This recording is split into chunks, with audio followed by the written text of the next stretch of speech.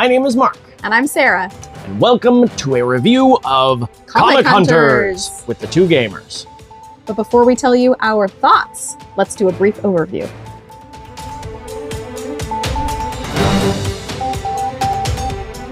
Here I have a game set up for 3 players, black, green, and yellow. We also have chosen 6 heroes to be a part of this particular game out of the 8 available. And we have 3 highlights out of the 5 available to be scored at the end of the game. This game will consist of 3 rounds, during which you will visit 3 different locations and then assemble your collection. Then visit 3 more locations, assemble your collection again, and finally 3 more locations and do a final assemble of your collection. After that final assembly, we will score using these 6 different methods of scoring, and then whoever has the most points will win the game of Comic Hunters. The first location is the store. Players will draft cards at the store. They will each be dealt a hand of 4 cards and select 1 to put into their personal hand and pass the remaining to the left in the first visit and to the right in the second visit. Then they will select another card to add to their hand and pass the remaining 2 and continue until each player has 4 cards in their hand that they drafted. The second location is the flea market, during which 4 cards will be laid out for all the players to see, and starting with the player that has the first player token, they will choose one of 2 options. Either take the top card, look at it, and place it next to any one of these 4 comics, or take all of the comics in one row into their personal hand. Each row can only have 4 comics in it, and you continue until each player has chosen a row.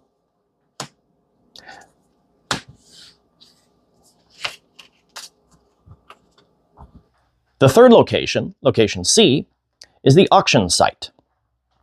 At the auction site, whoever has the first player token will choose one row of comics that has been laid out from the deck to start an auction on.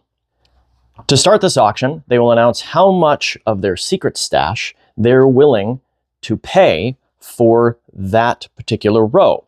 And then, in clockwise order, each other player will either pass or increase the amount that they are willing to pay.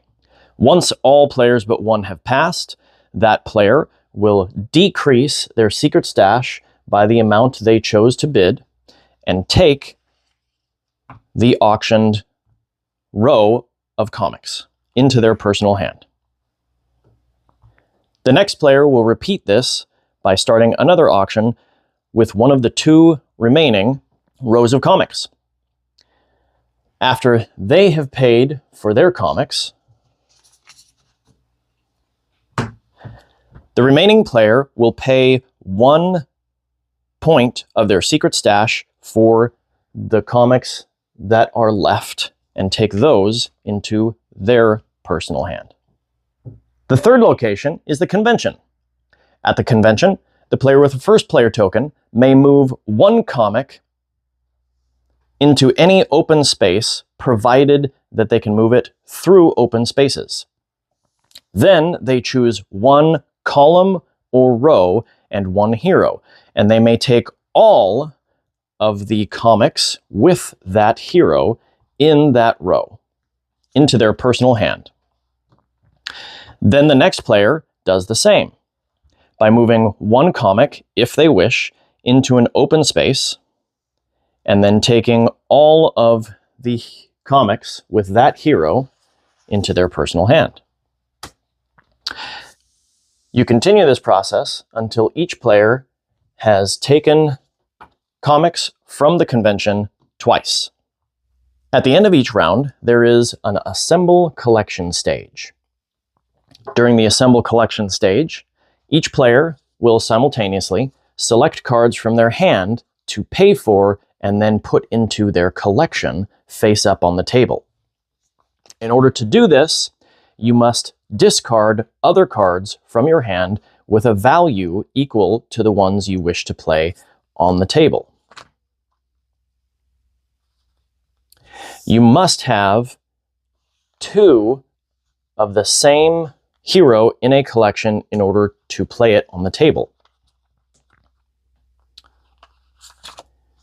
Here I have a Black Panther collection and a Hulk collection, with 1 card left in my hand. After having done that, you then look at the highlights on each comic that you just played and increase your position on the track that matches the particular highlight you are increasing. On a future round, you may move 1 or more comics from one collection to another, provided that the symbols match and also the collection you are moving from still has at least 2 comics in it. Once you have completed 3 full rounds, you will then proceed to scoring. During scoring, you will score your collection size for each hero based on how many comics of each hero you have and their value in this tracker. Writing it here. Then you will score your collection variety based on how many collections of different heroes you have in your whole collection. In this case, we have 5. Then you will score your secret stash that you have remaining. Then the 3 highlights. Each highlight will score based on 1st, 2nd, 3rd, and 4th place, or in a 3-player game, skipping 3rd and only scoring 1st, 2nd, and 4th. Once you've completed all of that, you will add your total, and whoever has the highest score will win the game of Comic Hunters. Component-wise, there isn't a whole lot to talk about here because it is just cards, some tokens, a board, and a score sheet, which the score sheet is standard, so nothing there. But the cards themselves, they are a little bit thick, which to me is kind of a bummer because it really makes it so that if you do a lot of riffle shuffling, then you're going to end up with a bend in the cards. And in fact, out of the factory, they have a little bit of a bend, if you can see that there. Now, that doesn't necessarily mean that that's bad quality. They also don't have a linen finish. It's just a matte finish, I believe it's called. So they're nothing to write home about. They're not bad, but I wouldn't call them good either necessarily. The art is awesome. I mean, yeah, and also the graphic design is really good.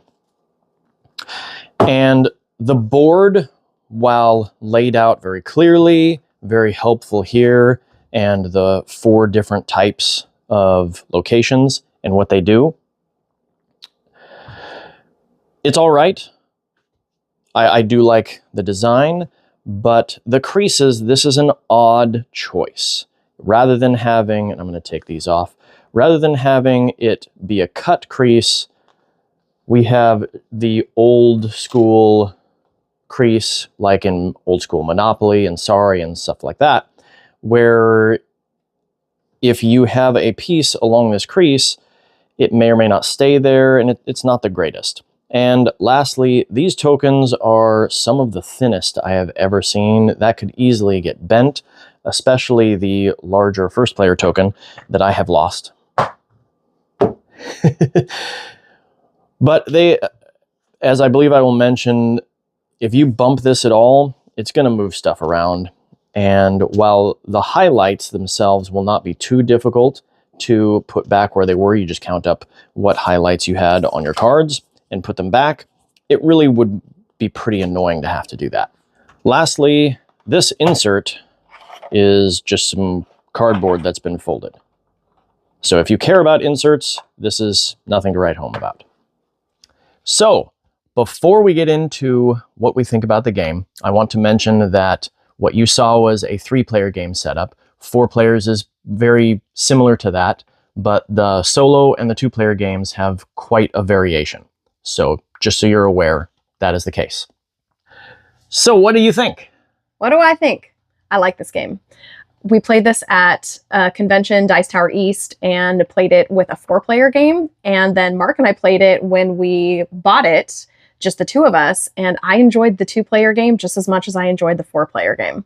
So I think it scales really well with player count. And as Mark mentioned, the 2-player game does have a little bit of a different variation, but I didn't even notice. I just had so much fun playing it. I do like drafting mechanisms.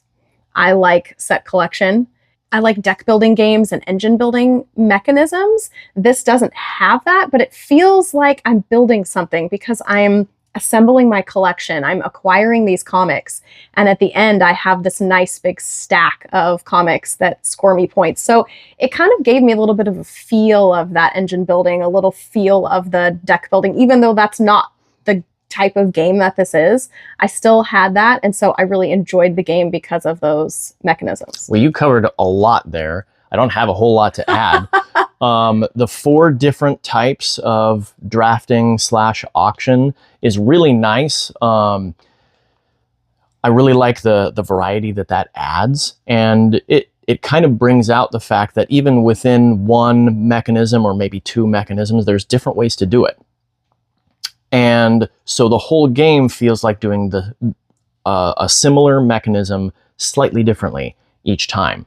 And then again, the fact that it's Marvel, I am not really a comic book necessarily fan. I like graphic novels, but I've never been into necessarily comics themselves, and I still really like the game.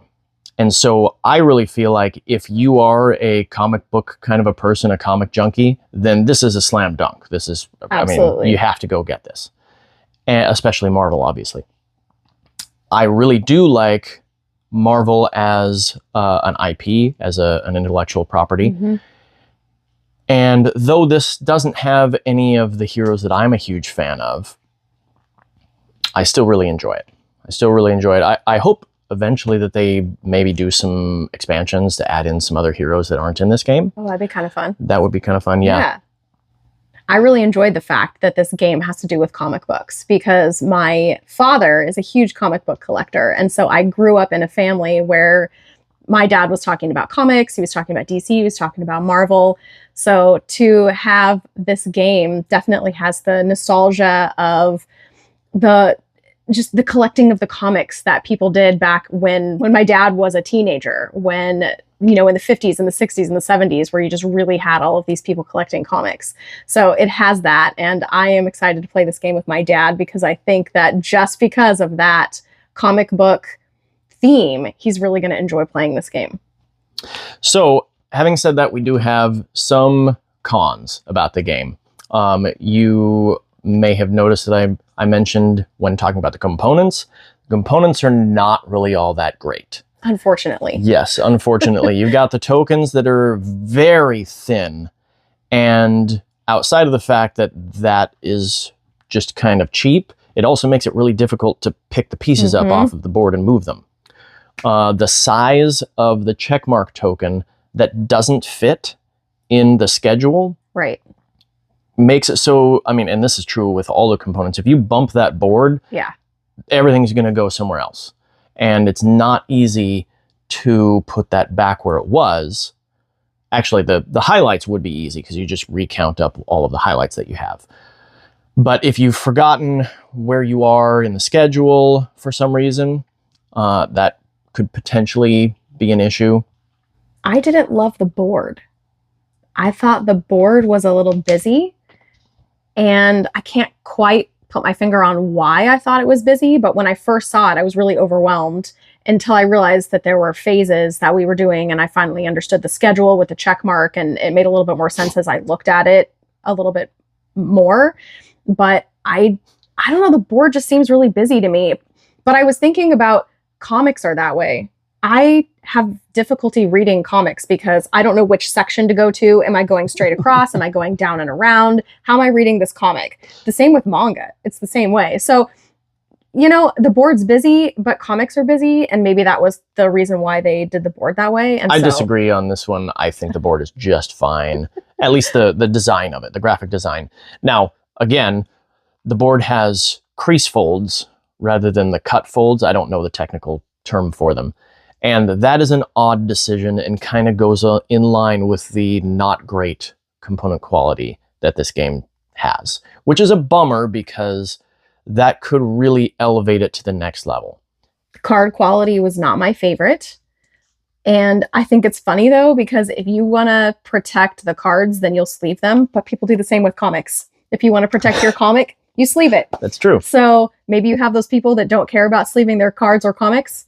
And then maybe you have those people that do. So I'm not sure if we'll wind up sleeving our game or not, but we haven't so far, and we'll see how it goes. But I don't enjoy the feel of the cards. They're a little too thick to the point where they will hold a bend if you riffle shuffle at all. Also, the insert, if you care about those things, the insert is definitely a toss insert. Yeah. It's not doing anything for you. You're going to want to bag the cards, possibly in the different ages, and then just have it loose in the box. Which would leave room for expansions. Potentially. So I wonder if they'll do that. But the insert arrived and it already looked like it was falling apart. So yeah, definitely not my favorite. We really like a good insert, and some games come with everything built in and it's perfect for expansions, and that makes Mark really excited. So this one, not so exciting. But it is just an insert, and you can toss it, and you can put your cards in the bags and have them float around in the box, and it's really not that big of a deal. So ultimately, even with all of those cons, this is a great game. Mm-hmm. It gives you some tough decisions to make. Oh, really tough where decisions. You have to, do I throw away that high value card so I can pay for these other ones, because these other ones give me a whole bunch more to add to points that I have, or do I really want to hold on to that and throw away more comics for that one high value card? It can be a tough decision. Yeah. And then even just the drafting, it really all, again, it's got a lot of really nice, tough decisions throughout the game that make it a very enjoyable game. Right. It's meaty in that way with all the decisions you have to make. And yet it's still fairly simple to understand. It is. It actually is. It looked a little daunting to when we first pulled it out at Dice Tower East. And I'm thinking, how long is it going to take me to learn this game? It was so easy. It was a really easy teach, a really easy learn. And because there are 4 different sections, if you're teaching the game or even learning the game, you can just teach each section as you go, because the one section doesn't affect the other ones necessarily. Right. And so it isn't that big of a deal. You could teach the game by saying, this is what we're going to do. We're going to do 4 different stages, and we'll teach each stage as it goes along. So it's fairly easy in that sense. Anyway. Right. I enjoyed that part. Ultimately, we definitely have thumbs up on this game. Definitely thumbs up. Especially if you are a comic fan, you're going to want to go right out and grab this. Absolutely. So there we go.